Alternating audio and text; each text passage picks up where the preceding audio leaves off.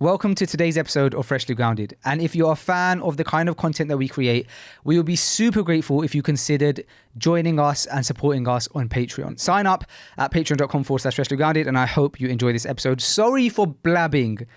Enjoy. Hey everyone, it's Faisal. Now, you might be wondering why you can't see me, and that's because I'm sat on my bedroom floor while I'm recording this with the craziest setup, wires everywhere. And it's just to welcome you guys to this episode. So there's a few reasons why I've ended up on the floor recording this intro without a video. And that's mainly because we didn't get an episode ready for this week. Now, we actually had 4 Freshly Grounded episodes scheduled in to be recorded this week.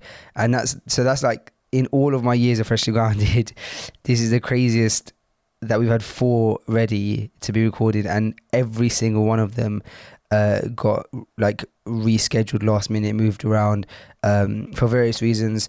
Some people's kind of other obligations carried over and then they had to cancel. For others there was last minute travel and so on and so forth, and so it left us without an episode. And the latest episode, the most recent episode we were going to record, was on the Friday that this episode is normally released, and sadly we couldn't make that one happen either. So in not wanting to not put an episode out, I decided that I'd put an episode out that I recorded about a year ago with SuperSaf. SuperSaf is, as you guys know, someone who's been on Freshly Grounded before, both on an episode but also at our live events. He's a huge tech YouTuber, one of the biggest tech YouTubers in the world, definitely the biggest tech YouTuber in the UK, and he's become a very good friend of mine. And so this time last year, when we were towards the beginning of the pandemic, I interviewed him for my personal YouTube channel. Now, being that it was for my personal YouTube channel, it's not being listened to or heard by probably most of you guys that listen to Freshly Grounded, because we have a much bigger audience on Freshly Grounded. And so for most people, this is going to be brand new content. And so I thought, what would be better than, it's basically a Freshly Grounded episode anyway, but to bring that to the forefront. And it's great because it was such great content that doesn't end up going to waste as well. You'll also probably be able to tell that me doing an episode or having 4 episodes cancelled this week was probably a blessing, because my voice is kind of gone.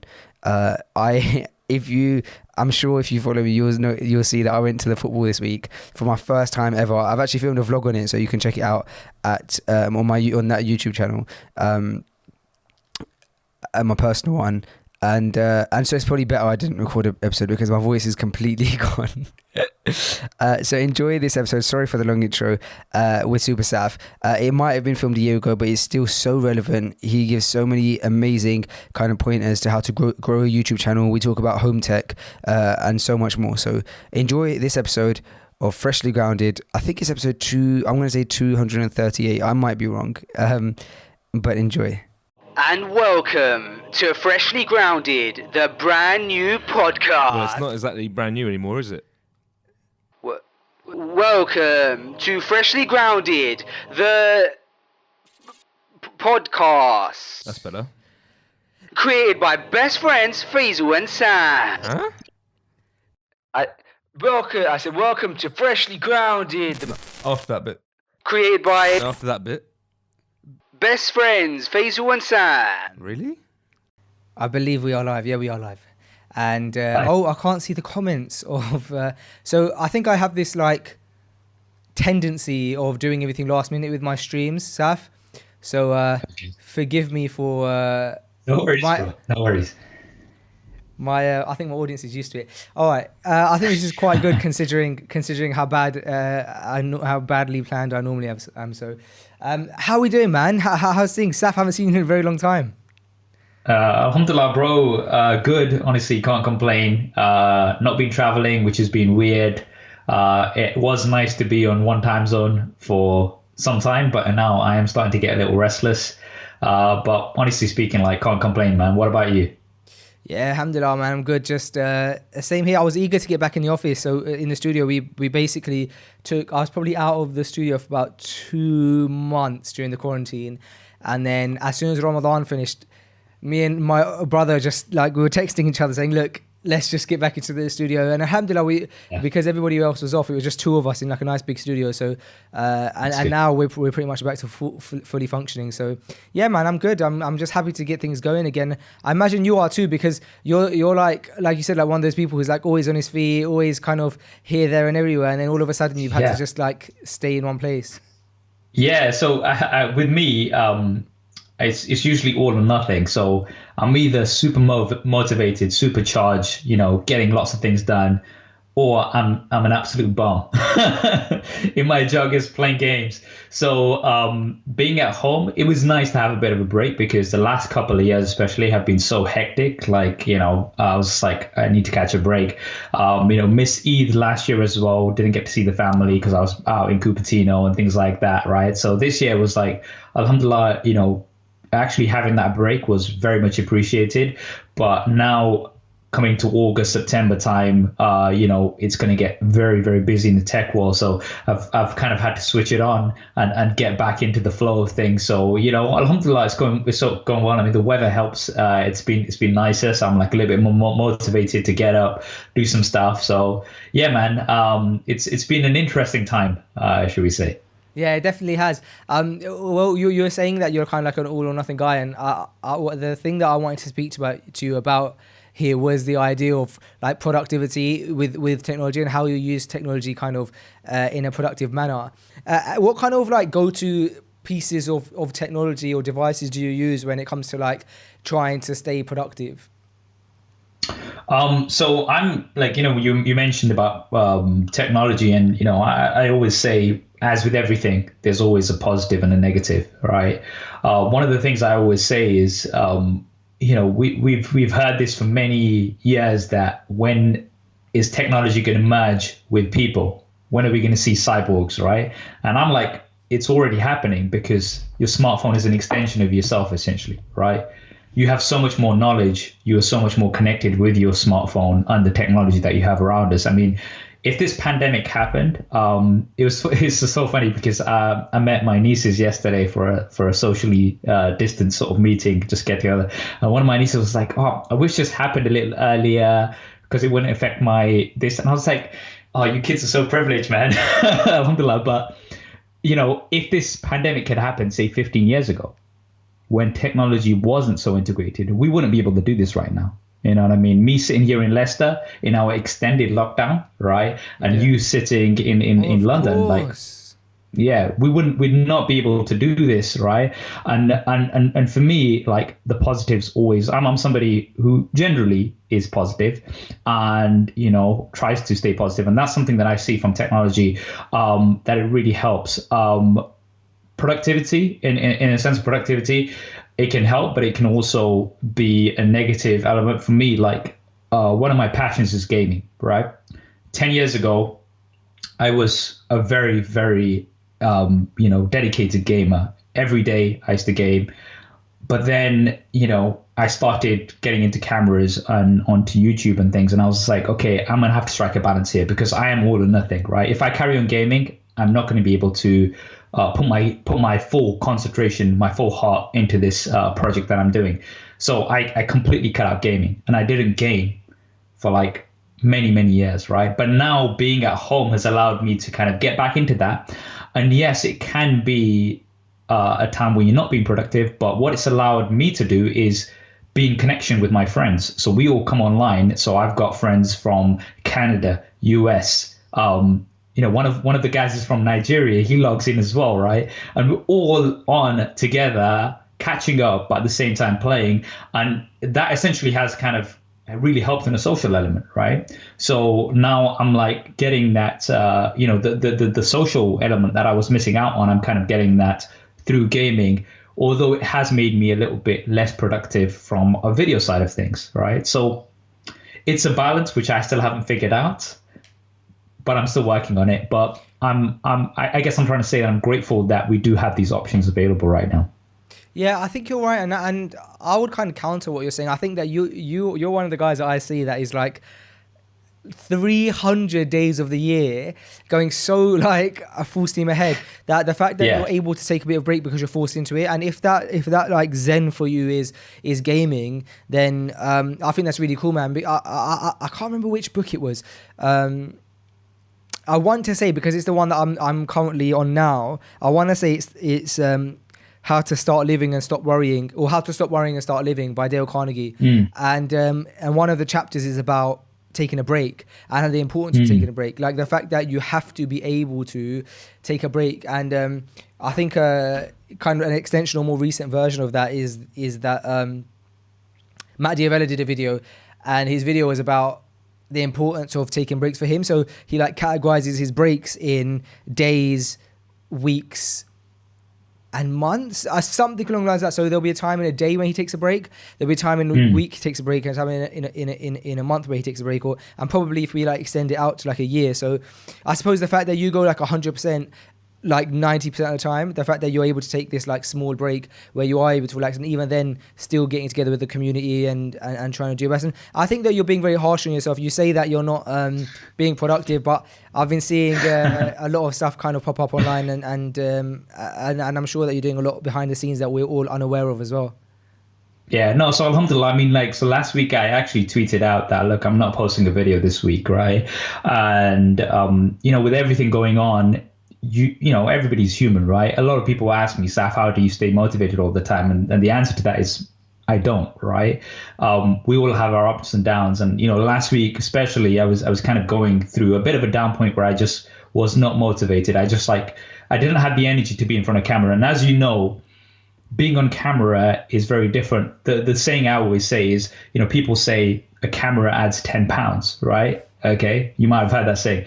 Yeah. But in my opinion, the camera also takes away like 50% of your energy. So if you're talking to somebody face to face, you'll be absolutely fine. When you're doing that to camera, because what you have to remember is when you're speaking to somebody through a camera, you are not there personally. So that personal element is taken away somewhat. So you have to compensate for that with a lot of energy. So when you see me in my videos, I'm like, what's up guys, Saf here on SuperSaf TV, like super energetic, right? And you need that, because if I'm like, what's up guys, it's Saf, like people are going to switch off immediately, right? And last week I just wasn't feeling that energy, Barrett. Like it was just, I was like, I'm just not going to make a video, right?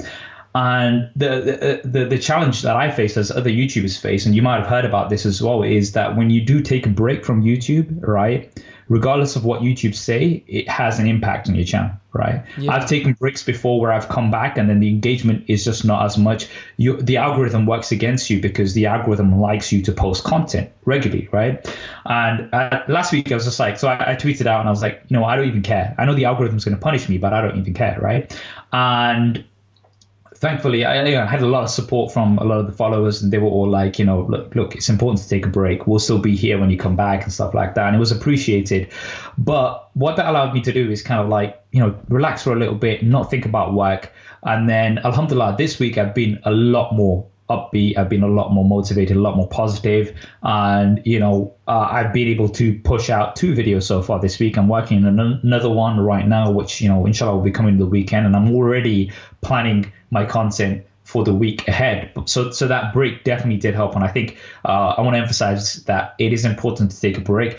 Yes, the YouTube algorithms don't work against you, but in the bigger scheme of things, it doesn't even matter, because you'd rather take a week or 2 off than take a year off. Because I have had friends who have, disappeared from YouTube for 6 months to a year because they've just had burnout and they've not been able to come back in the same way. After many, many years of trying, they've just not been able to reestablish that, because their channel, like, it's almost like starting again from scratch, right? So I think, it is important to look at that long term and kind of think that, okay, yes, this short-term break is not ideal. It's going to have an impact on me, but it's better than having something that's going to be much worse down the line. Well, let's delve into tech then. Let's delve into kind of tech, specifically like various products and apps as well. What I'm intrigued to know, with your kind of extensive knowledge of like doing comparisons, for the people who are listening who want to be able to kind of maximize their days, maximize their weeks using apps, and devices. And also for those who perhaps haven't purchased yet, or they're looking to buy a new laptop, they're looking to buy a new phone, and they want to be able to kind of get the one that allows them to kind of gives them the ease of being as productive as possible, as easily as possible, right? And and I'll give you a kind of example as to why that springs to mind. I was gifted the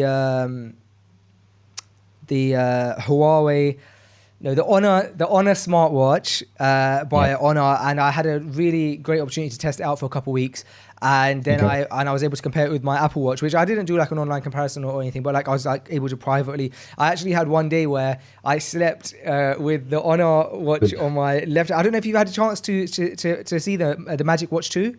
To use it? Yeah, I've seen it. Yeah. Okay, yeah. Cool. So I had the Magic Watch 2 on one wrist and the Apple Watch Series 3 or 5 on the other wrist, and I went to sleep. And I wanted to see like how they track my sleep and like which ones are best for like different forms of productivity and stuff. And and I think that's important for people who if someone was like, we're going into a world now where things like smartwatches are becoming the norm, to have something on your wrist.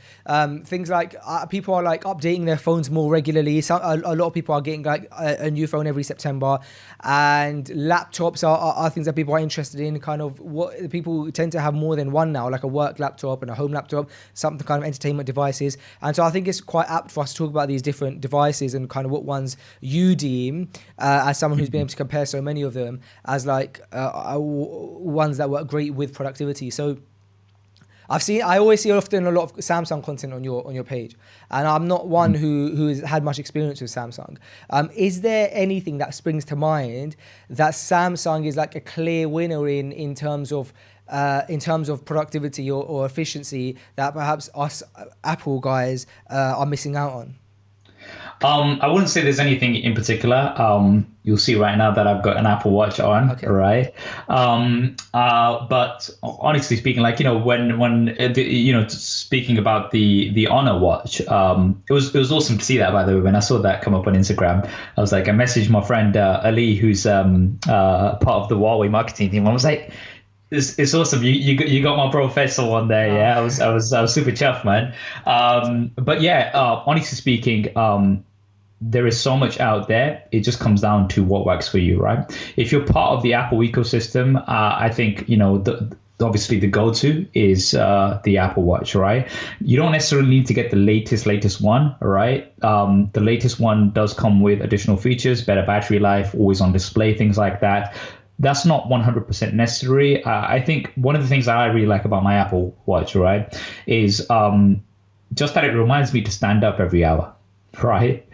Just something as simple as that, because I've got a very bad habit of when I'm into something, whether that's editing, whether that's, just doing something, I'm kind of zoned in, I will forget to eat, right, as well. I forget standing, like the necessities. The one good thing is like what I really like is Salah actually helps me break up my day, right? Because I know it's just like, oh no, it's going to be Maghrib soon, right? The sun's going down. I have to stop whatever I'm doing and I'm going to go ahead and do that. And that's something that I really like. But just having that little alert, which just lets you know that you need to get up. It's been an hour, right?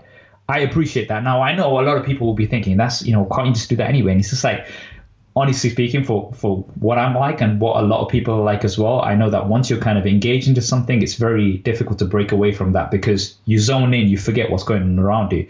So I think for me, like personally, I really like that. That just kind of like gives me that alert to come out. Now, again, technology depends. If you're on the Android ecosystem, there's lots of options out there as well. You mentioned the Honor watch, there's the Galaxy Watch from Samsung. It really depends on a few things: your budget, the ecosystem that you're tied into, and you can also like speaking of budget, there's also lots of bands that you can get rather than a full-on smartwatch, which is very expensive, and these cost in the region of I believe there's an Honor band as well, which is around about £30 or something, right? So it's very cheap, but again, it's going to give you a few of those tracking features and things which will be useful for you. So there are a few options out there in terms of, like, I'm not the most active guy, especially right now in during the pandemic. But I think a lot of these little things can help. When you're talking Samsung, there's S Health that's built in that will track your activity during the day. And again, like just, what I used to do a lot before, I switched it off because it was the pandemic and it was making me feel bad. But what you can do on Samsung phones, it's all built in, S Health. You can set a daily step target, right? Okay, nice. Whether that's 5,000 steps, 10,000 steps, right? And it will remind you during the day that, look, you've got this many steps remaining. And I know I was watching one of Ajmal's vlogs, Silverback AJ, and he was trying to get a certain amount of steps in every single day as part of his fitness regime, right? But like something as simple as a step counter does kind of motivate you. Like, okay, like on I know you use the Apple Watch as well, on the rings that you have, right? Do help you. I'm not a fan of them. You're not a fan of them. Is that so? Why is that? You know what, bro? So first of all, like you, I did feel really guilty because I had a calorie like a calorie limit set on the Apple Watch, which was like 750, which it shouldn't be too bad, but I just wasn't hitting it during the pandemic. I was like, oh my God, I was hitting so low, bro. Like, I was like, why am I looking at this? My ring was like hot. And then I have a friend called Hanan, right? And he has a gym in his garage. And he's like posting every day at like 9 a.m., 8 a.m. and he's like fulfilled all of his rings by like 8, 9 a.m. And I'm at the end of the day and I still haven't. So, but do you know what else, bro? I feel like I really liked how the Magic Watch displayed the fitness side of things. I know that is meant to be more catered towards fitness, and the Apple Watch is meant to be like a more overall watch. But I suppose the two things I really liked about the Honor Magic Watch was the way it displayed everything fitness wise, rather than just rings. It was like the whole face was like that. I know you can get the fitness face on an Apple Watch, but it just doesn't seem to do the same thing for me. And then the second thing was was a sleep tracking. Like, I find sleep tracking really beneficial. I found it very beneficial.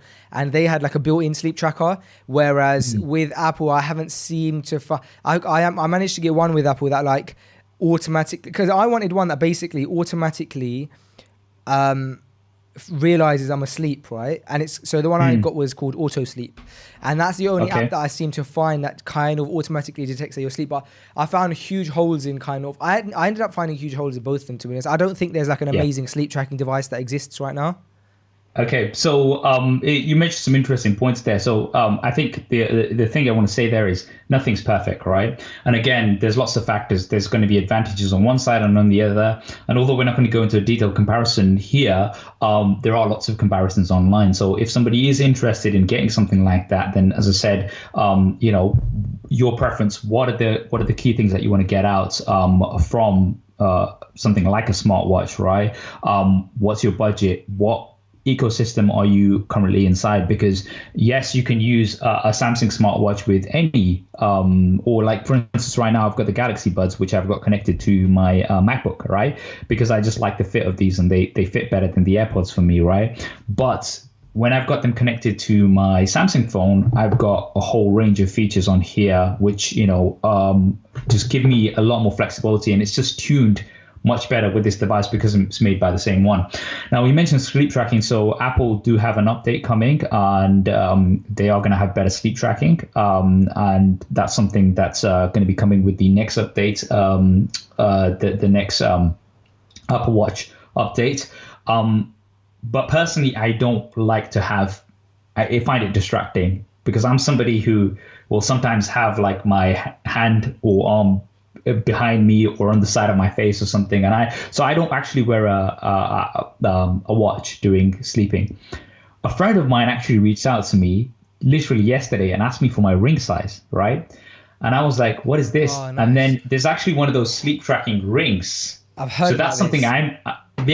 That's something that I find will probably be much better for me, because it's less intrusive in your sleep. So that's something that I'm going to be looking into. And we were speaking earlier on as well, like my sleeping is not good. Like it's all over the place, especially right now with the pandemic. I mean, I have no excuse, because it's always bad because of time zone changes, but now it's like I'm at home, but now I'm staying up later, so I'm like kind of here and there. But it's something that, hopefully, I think I definitely am interested in trying out this sleep tracking ring. There's so much out there, though, man. There's so much out there. Yeah, I think that sleep tracking, if I'm not mistaken, it's called Aura, I met perhaps, and I've seen it. Yeah, it seems quite. I'm intrigued to see how it works. So I would love to hear your analysis of it. Or do you think you might do a video on it if you do get gifted it? I think. Are we assuming that you're going to be getting a gift? I mean, it will be sent over once I find out my ring size, which I don't know. But with that, I probably won't do a detailed YouTube video, just because production time for a video, as you know, when you're making a polished YouTube video, can take a few days. I have to prioritize, so I don't think that's going to be something that I'll specifically cover, but it's something that I will, share my thoughts with over social media, and my general views and opinions on that. So yeah, I'll definitely let you know. Okay, so I think that I want to pick up on something really interesting that you just mentioned, and it's about having a polished YouTube video and production time. I think that there's a lot of people who are watching, and regardless of whether they can relate it to YouTube or not, they will be trying to excel in something in their life. And I think there's a lot of lessons that we can take from trying to excel in YouTube, because there's the issue of consistency, there's the issue of quality, how often, the algorithm, and all of these things really relate to anything in life, right? Like the algorithm of YouTube is just an algorithm, but there's an algorithm of like your whatever work it is that you do. There's an algorithm of your Islamic day, even like 5 times a day you pray, like your iman inshallah will increase. You increase your Quran, the iman increase. So we could generally like take lessons from this. So and I think we're in a great dynamic to do it, because we're sat here, one like small scale nano influencer YouTuber with one like perhaps more like mainstream influencer, and I know you're going to be humble about it, but it will be absolutely just absurd for me to have you on the other end of a live stream and not speak to you and get that kind of advice from you. So for those listening, and of course for myself, what kind of key lessons in order to excel in both YouTube but kind of therefore in life would you recommend? Okay, so YouTube it's a complicated beast, as you were saying. There's so many aspects and elements to it, and more so now, it's very, very competitive. One of the things I always say is what I love about YouTube is that anybody can make a video right now, literally right now, upload it onto YouTube, and they've become a YouTuber, right? Like you can't do that on anything else. Let's be real. How can you, like, because that's technically what you are, right? You are a YouTuber as soon as you have you have a YouTube channel and you post some content on there, right? And I think that's so empowering, because it's just like something that anybody can get into. And I've always been somebody who's always preached to make your own opportunities, right? Don't wait around for something to come around knocking on your door, because it's never going to come, right? You have to go out there and get it. And I think YouTube, what I love about it and what I've always loved about it is that anybody can start making content on there. And if you're passionate enough and if you improve your skills enough, you'll be able to at least establish something on there, and you don't have to wait for somebody's approval. You don't have to audition. You don't have to get a degree for it, right? You don't have to do you don't have to go to film school or anything. You can just go ahead and do it. And that's something that I love about YouTube. And that's one of the reasons why I got into it as well, was because I was just like, how often do you see a brown guy on a UK or British sort of channel? How often do you see somebody presenting, right? Alhamdulillah, now we're seeing a bit of a change coming through, and I love that. But like generally, especially like 5-10 years ago, you wouldn't see anybody, right? So I'm like, what are my chances if I want to share this passion of technology? What are my chances to actually make it to the mainstream? Skip all of that, and I went onto YouTube, and alhamdulillah, being referred to as one of the top influencers in the UK, not only for tech but in general, alhamdulillah, that's really, really awesome. So that's something that I love about YouTube, but it's very complicated, and as I said, it's very, very competitive. So When it comes to something like YouTube, in particular, we'll touch on the general element as well. I think it's important to go in with the right mindset, right? I get a lot of people who want to become a YouTuber for the wrong reasons, I would say. Whether that's because I want to become famous, I want to make a lot of money, right? Or something like that. And for me personally, all of the popular YouTubers I know, all of my friends, I don't know a single one who went in because they wanted to be famous. That was never the intention. I don't know one of them, not a single one of them, that went in because they wanted to make a lot of money. Reason being is because the way YouTube is, it's very complicated and it's very, very competitive. Because the positive, as I mentioned, anybody can upload a video and become a YouTuber. That's also can be a negative because you've got so much more competition than you would have anywhere else, for instance, right? Because literally I think the current stats are there's 400 hours of YouTube video being uploaded every single minute, right? Wow. It might be 500 now, right? I remember I did a talk at Blackburn University when I had about 8,000 subscribers. The statistics then were 100 hours of YouTube video being uploaded every single minute. Now it's 4 or 5 times that, right? So Casey Neistat mentioned a really, really important thing. He said, it's harder today to become a YouTuber than it was yesterday. But it's going to be harder tomorrow to become a YouTuber, a successful YouTuber, than it is today. And I was just like, hit the nail on the head, right?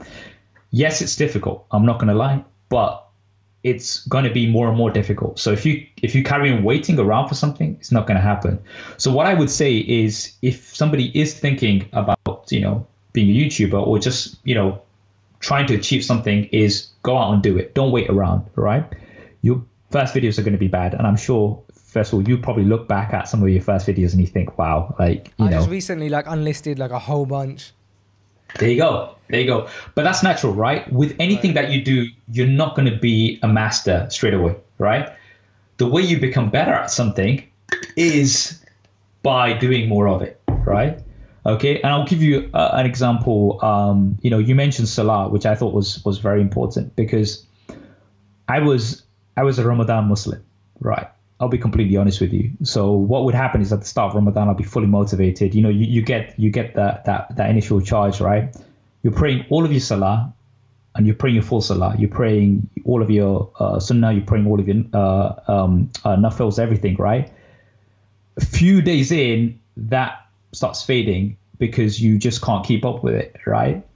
Now, I would always do that in the same way that I would always grow a beard, right? At the start of Ramadan, by Eid it would come off, right? And I'll be, I'm not proud of it, but I'll be completely honest with that.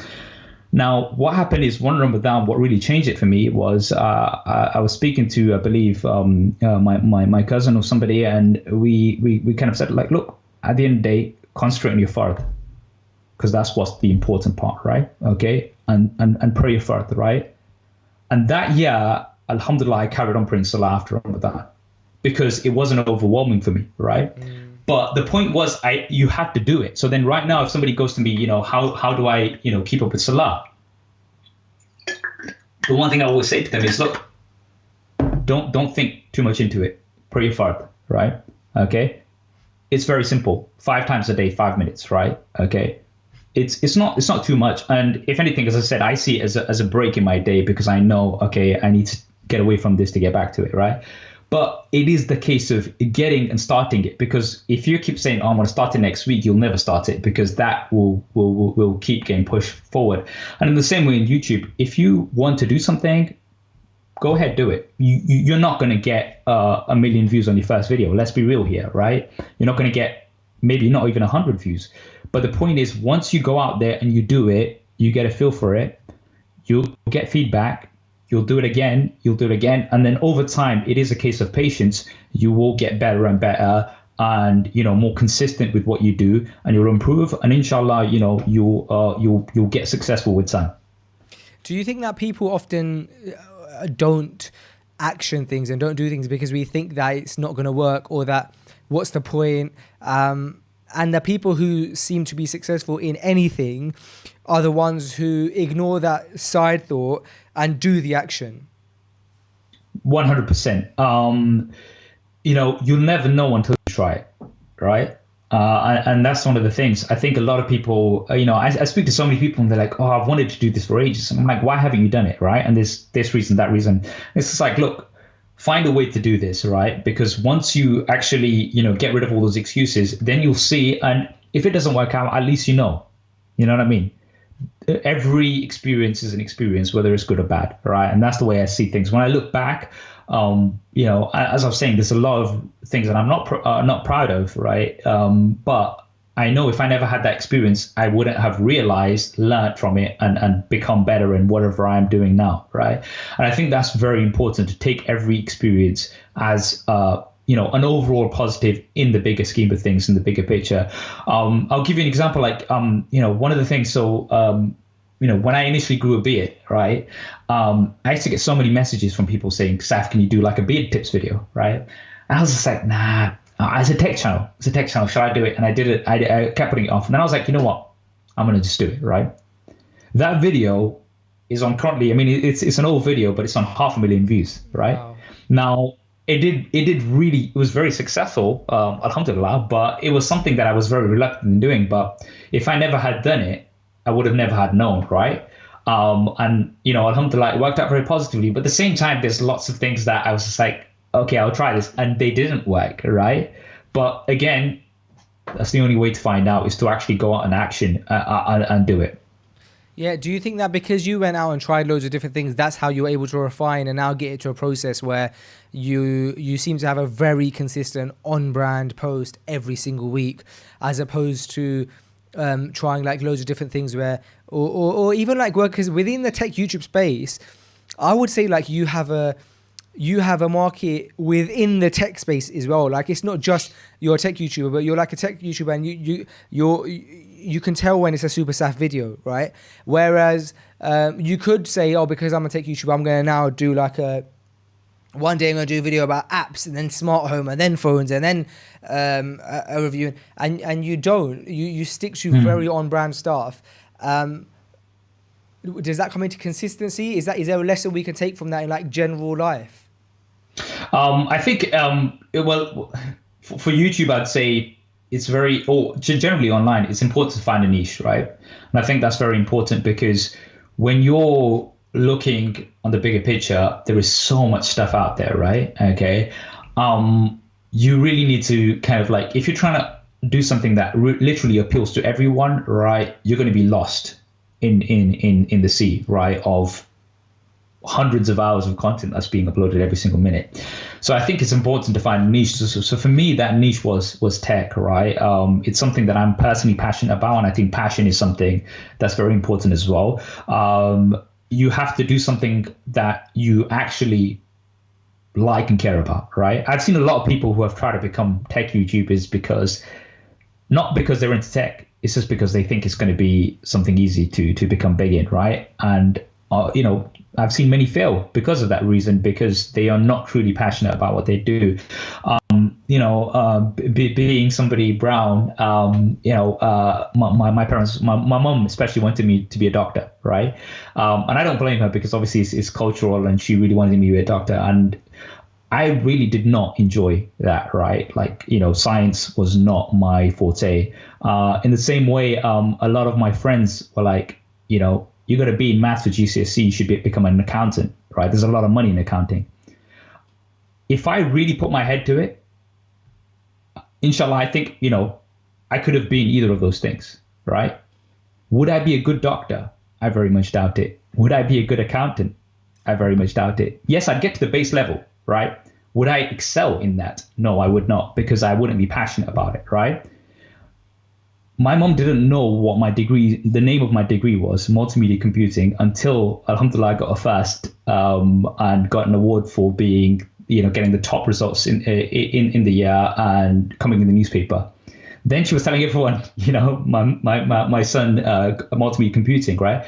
But she was so proud. But at the same time, if I had tried to be a doctor and went down the science route, would I have got that first class degree? No, because I wasn't passionate about it. So I think that's, again, it comes down to it as well. Like, it's important to find something. It's not easy to find what you're passionate about, but whatever you're passionate about, I think it's very important to, concentrate on that, because if you do things for, like, coming back to YouTube, if you want to do something to become famous or make lots of money, right, that's going to fade. That passion is going to fade very quickly because it's unpredictable, right? Whereas if it's something that you're passionate about, then, you will automatically, I feel anyway, excel in that area, because you will go above and beyond to do whatever it is that you need to, just because you have a love for that, right?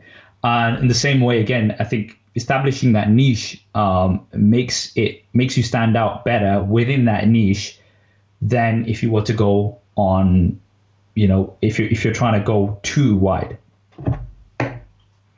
I don't know if I kind of went a little bit off topic there. It's so interesting, and it's interesting. Do you know what? It's interesting to hear from yourself, because with the things that you talk about, you've actually done, and so it's always nice to get like a kind of top-down approach where you're saying, okay, this is what I managed to achieve, and then you can break down now how you managed to do it, as opposed to people like myself trying to guess the right way. So it's very interesting. What I want to do though now, there's this thing that we do. So as you know, when we at Freshly Grounded, what we do is we have great conversations, and one of the things that we're doing is we're utilizing that to. I don't want to give too much information, but we're basically gonna we're starting a campaign very soon that's going to hopefully enhance people's conversations with their loved ones, with their friends, with their parents, with their children, with their brothers and sisters. And I'm going to have to leave it at that for now.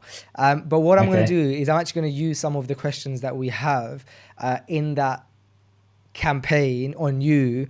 And I want you to be vulnerable.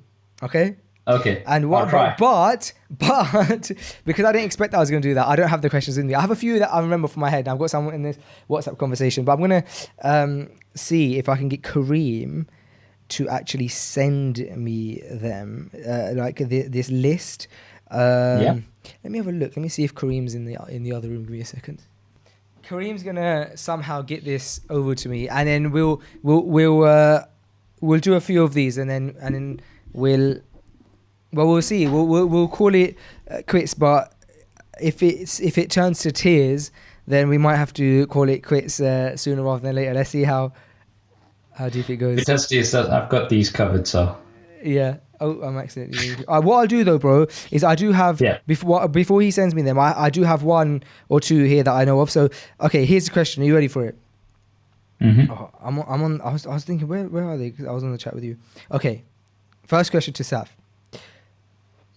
What was the point in your life when you started really believing in yourself, when you realized that you could do it, whatever it is? Was there a turning point? I mean, I struggle with that still. It's like, can I really do this? I think it's just natural. I think, for me, it's kind of the opposite, because I was a bit too overconfident. At certain points in my life, right? I was just like, yeah, I'm going to go ahead and do this, right? And I think that's also a risk, because, there's a fine line between confidence and arrogance, right? And I think I did step over that a few times, right? But generally, I think it's something that it's generally a balance, I think, with me. So sometimes I'm very confident I can do something, but even now, as being human, you do doubt yourself a lot of the times, right? But I think it's important to realize that that's just part of the process, right? You will doubt yourself at certain times, but it's a phase that will go, and other times you will be very confident in yourself. If there was is there a particular turning point? I don't think there's a specific turning point, to be honest. Fine. Next question. Go on. Who do you appreciate that probably doesn't know it? Who do I appreciate that probably doesn't know it? Appreciate my family, man. My brother Riz works with me. You've met Riz. Yeah. Lovely really guy. helps me out a lot. Yeah, really helps me out a lot, especially in the background as well. There's my cousin Cass, who, you know, hopefully you'll meet as well. In the background, you know, just having people to just be completely open with, I think that really helps, and I do appreciate them a lot. They might not know because I don't mention them publicly too much, but yeah. Okay, I like that. We're going to keep going with a few. I'm liking these responses. I feel like I'm digging deep into the heart of SuperSaf. Okay. Okay, fine. So I'm going to, I'm trying to find one that, because I'm not trying to go to, I'm trying to I'm trying to keep that balance, you know. Okay, fine. I'm trying to be smart because we're on a live stream. There's no way of editing them out. Okay. Fine. Here we go. I've got one coming up. Where is it gone? That's a good one, but okay. When I think of meeting Allah, I feel blank. Wow. that's oof, man. When I think of meeting Allah,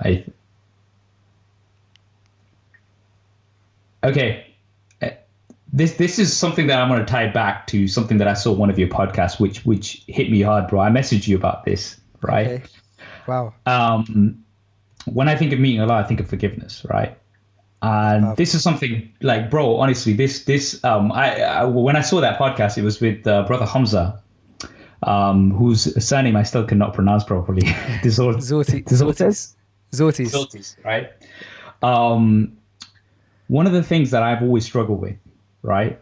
This is something that I've never mentioned publicly before, right? So it's something that's quite important. One of the things I've always struggled with is how can I use my platform for good? Because Islamically, any good that you do, well, ideally should be private, right? If you give with your right hand, your left hand shouldn't know, as you've heard, right? So one of the things I've always struggled with is how do I use my platform for good without making it about me? Because that's something I'm always afraid of. That look, yes, I want to do something, right? But how do I do that in the right way without, you know, it being about me all the time? Because that's a risk that I think it's so common in this sort of field, and it's very easy to get carried away as well without realizing. So I had always struggled with this, but then in that podcast, Brother Hamza mentioned, like, you know, he's doing great work with Ayura and stuff, and he mentioned something that, you know, really struck with me, man. Like it was beautifully said.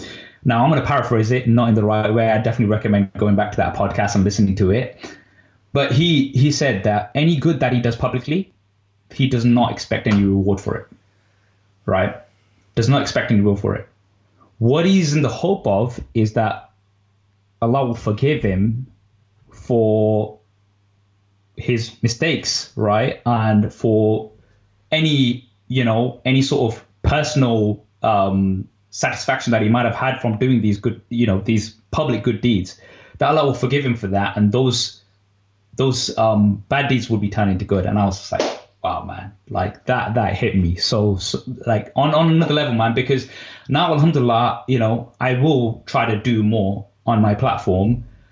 I don't expect any reward for it. I'm doing it, but then I'm hopeful that, you know, Allah will forgive will accept my forgiveness, inshallah. Wow, that is very, very powerful stuff. I asked you to get vulnerable, and I was very vulnerable, and I think that's a really powerful one, man, because it's true. I heard the same thing when I recently interviewed Brother Kamal, who works with one. I always forget the name because there's so many ones in like brand names. So many brands. Yeah, so many brands have one in their name. But One Path Network, and they do like really amazing stuff in Australia, right? And he said the same thing. He said like I assume that all of my public deeds like are not accepted, so that it makes him work harder in his private deeds. Are you okay to do 3 more questions? Should we say 3 more? Sure, man. And then of course. Right, cool. As many I'm enjoying this. All right, we'll leave it at 3 so that I don't take too much time, and I'll try and get a balance. So let's do like a Do you know what I'm going to do? I'm going to go for another serious one, and we'll end it with the last one being kind of more upbeat. So, let's say... Okay, that's a powerful one.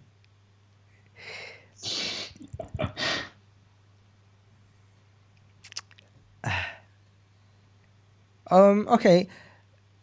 Let's ask. I'm going to ask you this one because it's one where two people, and we are two people. Alhamdulillah. What's a question you've wanted to ask me but haven't been able to? There you go. You can flip it. You can flip it. So I'll let you have a think about that while I look for another one. Okay. And I'll be open.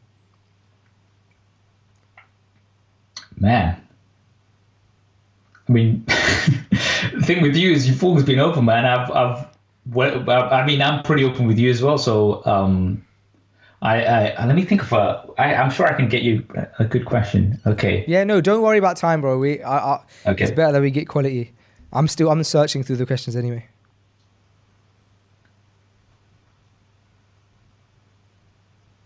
Okay. I think I've got one, which will be interesting. All right. Fine. What's the one thing you would change about Freshly Grounded? If you could go back and change one thing. Wow. Ooh, that's a really good question. Reversed it back on you with the deep questions.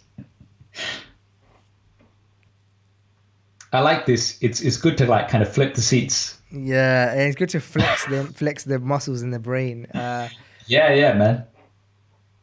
You can come back to that one if you would. No, I want to give that an answer. I think what I would change is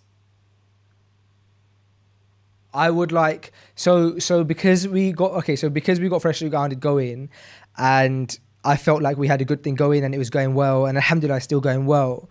I get stuck in, okay, it's not broken, so let's not fix it.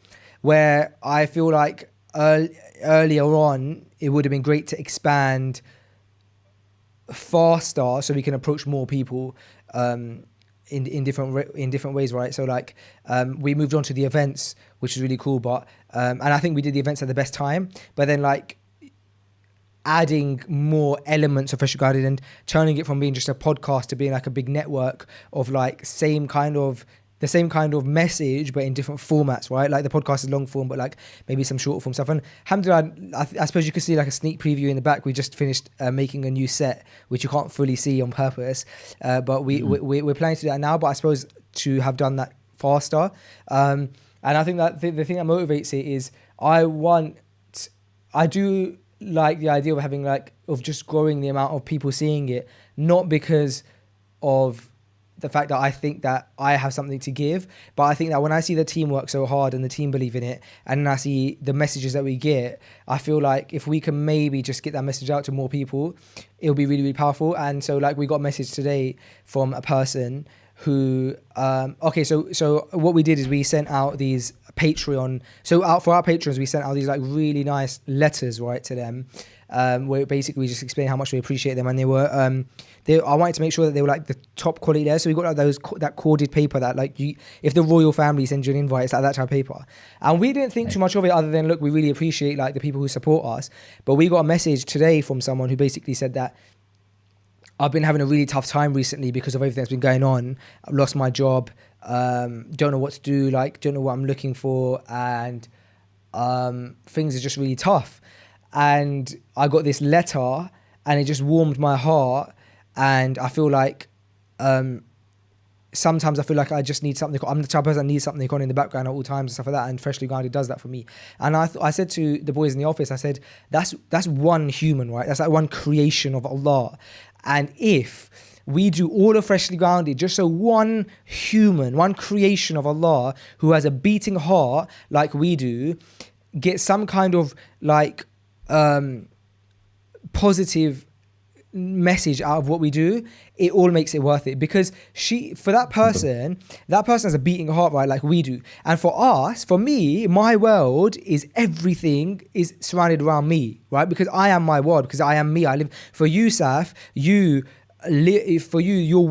world is surrounded around you. And for that person, that person's world is surrounded by them. And for that entire person who has a family, who has emotions, who has thoughts, that person, we provide something of value to that person. And shall I tell you one thing that I found so more powerful about this person? I found, and we find this so much with the Freshly Grounded audience, is that with everything that person has got going on, the whole reason we even have this connection is because that person is a patron. And when they lost their job and they fell upon hard times, the one thing that you would think that they would do is remove any payments that perhaps right now justifiably are like payments that perhaps they just don't want to make right now and justifiably, yet they kept that Patreon payment because they supported Freshly Grounded. And that to me shows what our audience like, and it shows what Muslims are like, bro. When Muslims go for tough times, they decide to give. Whereas like that's like unheard of. So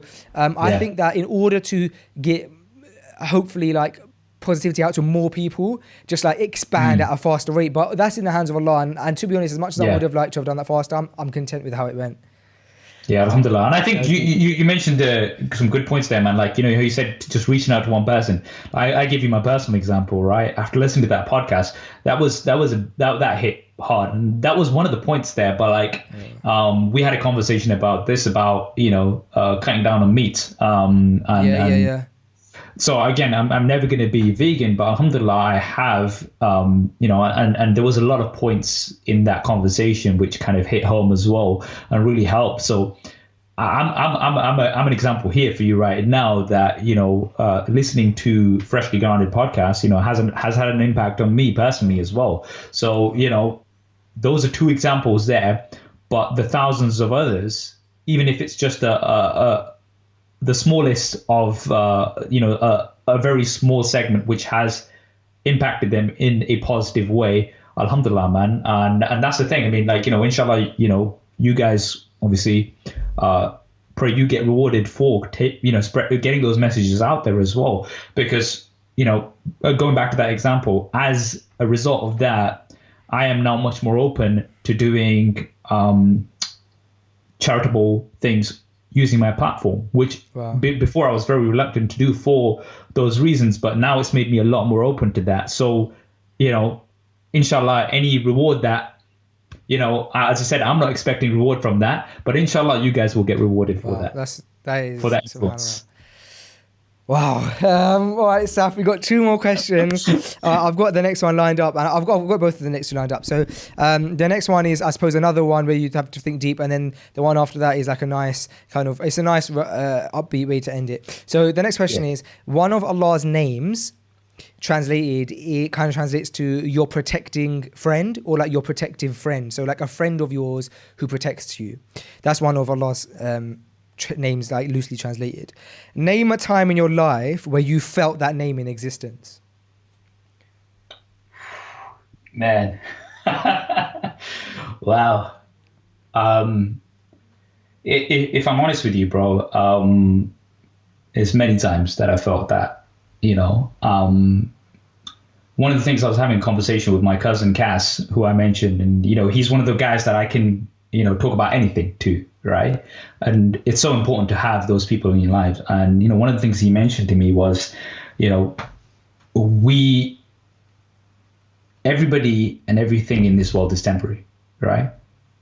And we were talking about how with the world of social media, it's become even more difficult to fully get that connection, because I see a lot of people who are going through a bad time and they post about it on social media, right?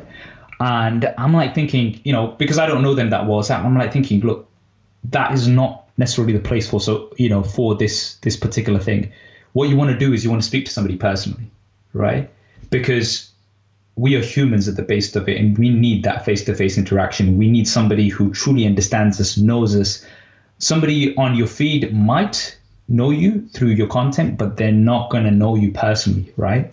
And I think that's so important. But at the same time, again, everything in this world is temporary, right? Somebody may, but by no fault of their own, might not be there for you all the time, right? Maybe they've got personal things going on. Maybe they're going through a hard time themselves. We all go through hard times. The one constant in your life always will be Allah, right? So I know, regardless of where I am in the world, right? It could be 4 a.m. here in the UK while I'm traveling somewhere else, right? I can just get down and, reach out to Allah subhanahu wa ta'ala, right? And that connection, you're not going to get anywhere else. And I think that's so important because, at many times, again, I don't think I can just remember something specific, but there are so many times where, that is that connection that you always fall back onto. And, subhanAllah, it's always so helpful because when you can't find somebody, at least you know that you always do have Allah. And just knowing that is so, so powerful. Okay, last question. Last question is, when was the last time you laughed so hard that your stomach hurt? And I think that that's a specific type of laugh that happens so rarely in a person's life, where you are actually crying, your stomach's hurting, and you want it to stop because your stomach actually hurts too much now. When was the last time that happened? When was the last time that happened? Man. Okay, something that happened recently, which was really funny. Okay, and it was actually on another live stream. It was my friend. Enabong. So he's got a channel, Bored at Work. So he does tech reviews and stuff as well, right? So he was doing a live stream. Now we all went on to troll him on this live stream, as you do, right? Yeah.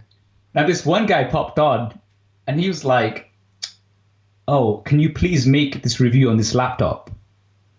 Because I want to re-upload it on my channel." Okay? And we were like, hold on, what?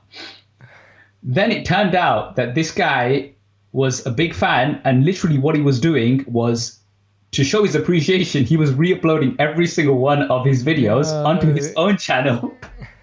And he was asking him to do this new review because his audience that he's built up through stolen videos wanted to see this laptop review. And we were all of us guys, we were messaging each other on a separate chat, but we were also trolling him, and I was just in tears because I was like, this guy just does not get it. Now, obviously, no bad intention on his part. He probably doesn't get the whole copyright thing and, how it actually doesn't benefit you if you re-upload something.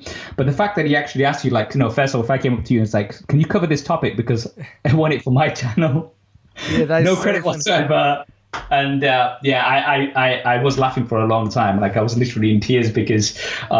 and especially the moment of him being live and him trying to react to this, sorry, what? You're gonna re-upload my video? But yeah, that was something that was quite funny. That's the first one that comes to mind because it was quite recent.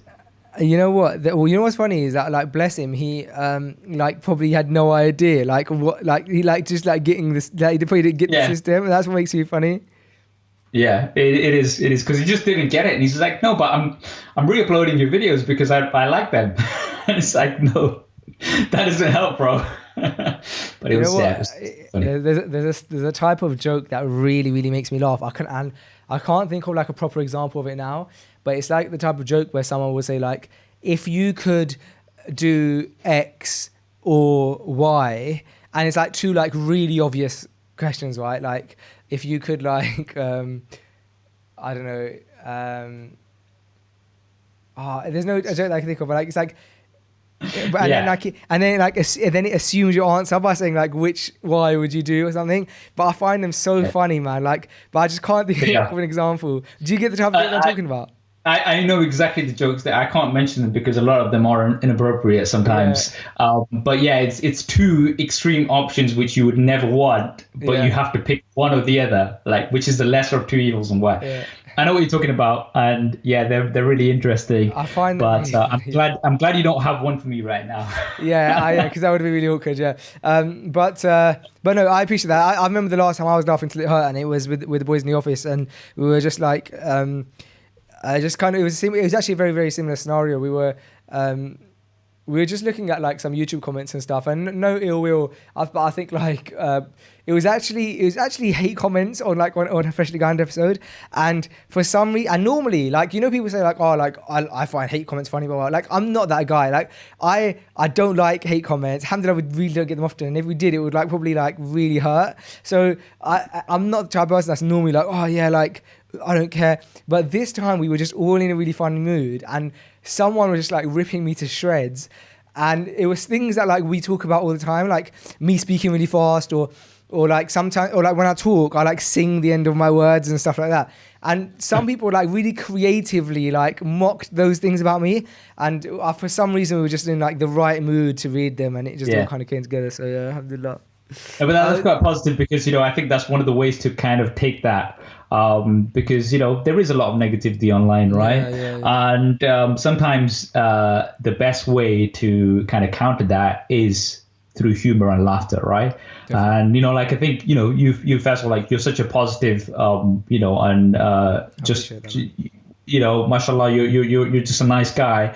And, taking that on the chin and just laughing about it, I think is the best way. And that's, it's not easy to do. It's easier said than done. And obviously it depends on the situation. You could be going through a really bad day. You could read that and it can just bring you even more down, right? Yeah, but I think that situation, and it does. And this is the thing, like, we're coming back to the positives and the negatives. I always say this whenever I'm speaking to anybody, is that, look, with everything there's positives and negatives, but it's very important to try to concentrate on the positives and realize that the negative will always be there. It's just part of life. But that negative, the positive outweighs the negative. And I think that's so important to just have an outlook on YouTube, but just generally in life. 100%. Saf, I really appreciate the time, man. I'm really grateful that you joined me. And I just kind of asked in a way, man, and you, like always, you're up for it. Somebody asked me recently, they said, like, what's the difference between these live streams you'll be doing on your channel and Freshly Grounded? And I think the difference really, like the key difference is that the live streams, right, with Freshly Grounded, we don't always have the opportunity to do these live for many reasons. And the fact that I just get to have live chat with you, I think it makes it so authentic, and we're able to kind of interact with the audience live as well. And so really cool things come from it, and people are always so busy and stuff, so it's lovely to just grab your attention, and we're all one community live having a nice a bit of a natter together. So appreciate your time, like always, bro, and I pray that we can meet in person again soon, man. Yeah, man. No, thank you for having me, man. I appreciate the chat, and we didn't have much of a chat before this, which kind of worked out quite well because it was very spontaneous, and as you said, it's live. So a lot of the things I wasn't expecting to talk about. So I'm glad we got a chance to firstly catch up. It's good to see you, even if it's digitally. Inshallah, we'll meet properly soon. But yeah, it was a very cool chat, man. So really appreciate you having me, bro. What did you think of the conversation campaign vague thing that we're planning to do? What did you think of those questions? I think they were really good, man, because I think a lot of the times when you really want to get to know a person, it is about being spontaneous. I didn't really come preparing anything here, and I think the answers you get with that are very genuine, and it's not something that you've kind of thought about or scripted before. And I think a lot of times that's when you really get to know a person through that. It's like like if me and you went out for dinner like we did last time for that Turkish, which was so good. That's the first time I had lamb with was it lamb with chicken with hummus? That was so good, man. It was, do you know what it was? I think we ordered chicken.